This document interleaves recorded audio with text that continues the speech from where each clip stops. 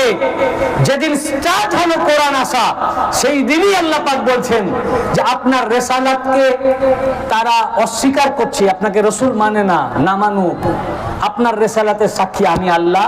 আর ওই ব্যক্তি আলী যাকে আল্লাহ কিতাবের ইলম দিয়েছেন। এই আয়াত পাক নাজিল করে আল্লাহ পাক জানিয়ে দিলেন কিতাব আসার আগেই, কোরআন আসার আগেই আল্লাহ পাক মাওলা আলী আলাইহিস সালামকে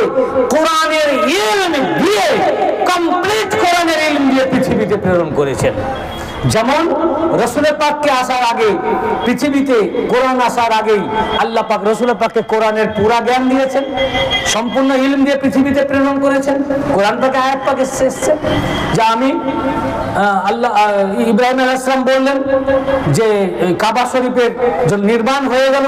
তখন বলে রব্বানা ওয়াজআলনা মুসলিমাইনা লাক, হে আল্লাহ আমাদের দুজনকে ইব্রাহিম এবং ইসমাঈল আলাইহিস সালামকে মুসলমান রাখো, ওয়াবআস ফীহিম রাসূলাম মিনহুম, এবং এই খানদানের ভিতর থেকে এবং একটি যুররিয়াতকে মুসলমান রাখো, এবং এই যুররিয়াতের ভিতর থেকে একটা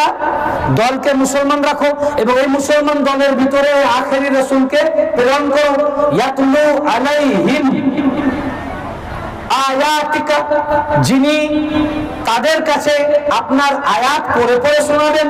ইউআল্লিমুহুমুল কিতাবা ওয়াল হিকমা, যাকে আপনি আল্লাহ হিকমত এবং কিতাব